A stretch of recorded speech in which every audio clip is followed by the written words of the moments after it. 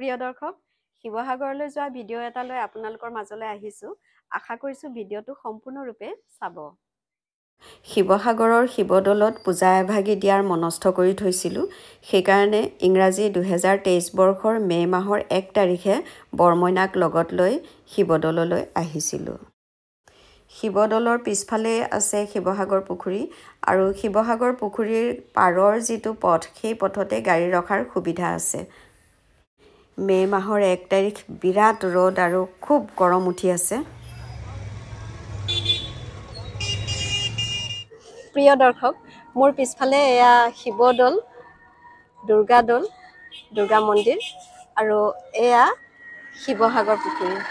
চাওক, গাড়ী ৰাখিবলৈ এয়া জেগা, ধুনীয়া জেগা আছে আৰু এইফালে পৰ্যটক আহিছে আৰু লগতে ভক্তসকল।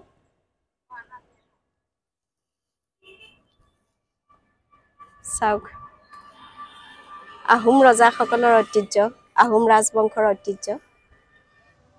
গাড়ী ৰখাই অলপ দেৰি শিৱসাগৰ পুখুৰীটো চোৱাৰ পিছত আমি এতিয়া মন্দিৰলৈ খোজকাঢ়ি আহি আছোঁ। শিৱদৌলৰ চিৰিৰ সন্মুখতে কেইবাখনো দোকান আছে।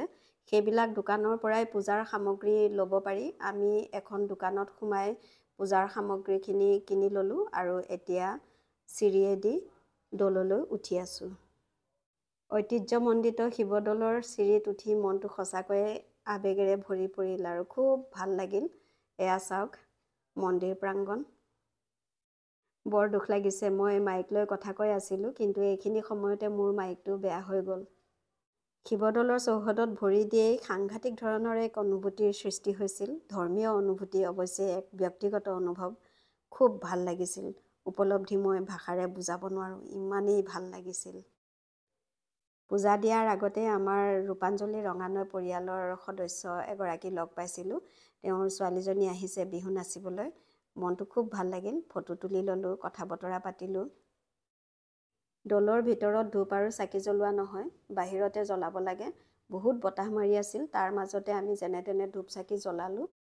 গৰ্ভগৃহৰ ভিতৰত সেৱাভাগি কৰি মনটো বহুত ভাল লাগিল, কিন্তু ভিতৰত ফটো আৰু ভিডিঅ' কৰিবলৈ দিয়া নহয়, সেইকাৰণে দেখুৱাব পৰা নগ'ল। আজি লগত সৰু মইনা নাই যদিও মনটো ভাল লাগিছে, কাৰণ বহুদিনীয়া হেঁপাহ এটা পূৰণ হ'ল। সি য'তেই থাকক, নিৰাপদে থাকক, কুশলে থাকক, এই আশাৰে চাকি জ্বলালোঁ, সেৱা কৰিলোঁ। সঁচাকৈয়ে ধৰ্মীয় অনুভূতিয়ে মানুহৰ আত্মবিশ্বাস বহু পৰিমাণে বঢ়াই তুলিব পাৰে। স্বৰ্গদেউ চাওলুং চুকাফাই আৰম্ভ কৰা আহোম ৰাজবংশই অসমত সগৌৰৱে 600 বছৰ ৰাজত্ব কৰিবলৈ সক্ষম হৈছিল। আহোম যুগৰ স্থাপত্য ভাস্কৰ্যৰ ঐতিহাসিক সমলসমূহৰ ভিতৰত আটাইতকৈ ওখ দৌলটোৱে হৈছে শিৱদৌল। দেশ বিদেশৰ পৰ্যটকসকল অহাৰ উপৰিও শিক্ষামূলক ভ্ৰমণৰ কাৰণে ছাত্ৰ ছাত্ৰীসকল আহে, গৱেষণাৰ কাৰণে গৱেষকসকল আহে, ধৰ্মীয় বিশ্বাসৰ কাৰণেও ভক্তসকল আহে, অৱসৰ বিনোদনৰ কাৰণেও পৰ্যটক আহে। আপুনি যদি এতিয়াও অহা নাই, তেন্তে এবাৰ আহি শিৱদৌল আৰু শিৱসাগৰ পুখুৰী চাই যাব পাৰে। ইমান গৰমত শিৱদৌললৈ আহিলোৱেই যেতিয়া, আমি পূজা দিয়াৰ পিছত বৰমইনাক ক'লোঁ এবাৰ ৰংঘৰলৈ যাওঁ, ৰংঘৰটো চাই আহোঁ। গাড়ীখন যিহেতু আমি দৌলৰ পিছফালে শিৱসাগৰ পুখুৰী পাৰত ৰাখিছিলোঁ, এতিয়া আৰু মইনাই গাড়ী নুঘূৰালে। শিৱসাগৰ পুখুৰীটো চাৰিওফালে এপাক ঘূৰি ৰংঘৰলৈ যাওঁ বুলি সি ভাবিলে। তাৰপিছত এতিয়া এয়া শিৱসাগৰ পুখুৰীটো আমি ঘূৰি আছোঁ। শিৱসাগৰ পুখুৰীটো ঘূৰোঁতেও দৌলটো দেখি পাই বৰ ধুনীয়া লাগিছিল। মুঠৰ ওপৰত আমি পাৰত বহি ফটোও তুলিছিলোঁ, ভিডিঅ'ও কৰিছিলোঁ। ইমান ডাঙৰ পুখুৰী, সঁচাকৈয়ে সাগৰ সাগৰ লাগি গৈছিল। খুব ভাল লাগিছিল, আমাৰ মইনাই বহুত ভাল পালে। শিৱসাগৰ পুখুৰীৰ চাৰিওফালে নুঘূৰা হ'লে আমি এটা অভাৱনীয় সুখৰ অনুভূতিৰ পৰা বঞ্চিত হ'লোহেঁতেন। উপলব্ধি কৰিলোঁ পুখুৰী পাৰৰ পথেদি নিসংকোচে দৌৰা, খোজকঢ়া আৰু চাইকেল চলোৱাৰ কাম কৰিব পাৰি। অৱশেষত ৰংঘৰ পালোহি। ৰংঘৰত গাড়ী পাৰ্কিং কৰাৰ সুবিধা আছে। গাড়ীখন পাৰ্কিং কৰি মইনা এতিয়া ৰংঘৰলৈ সোমাই আহিছে। বাটৰ পৰা ৰংঘৰ বহুবাৰ সি দেখিছে, কিন্তু এনেকৈ আজিহে প্ৰথম ৰংঘৰলৈ সোমাই আহিছে। ৰংঘৰলৈ আহি সৰু মইনালৈ বেছি মনত পৰিছিল।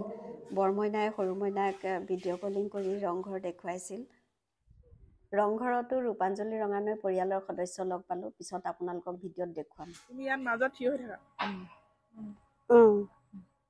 প্ৰিয় দৰ্শক, ভিডিঅ'টো যদি ভাল লাগিছে তেন্তে লাইক কৰক, শ্বেয়াৰ কৰক আৰু মতামত দিয়ক। আপোনালোক কুশলে থাকক। আকৌ লগ পাম নতুন এটি ভিডিঅ'ৰে। আজিলৈ মই ৰূপাঞ্জলীয়ে বিদায় ল'লোঁ। নমস্কাৰ।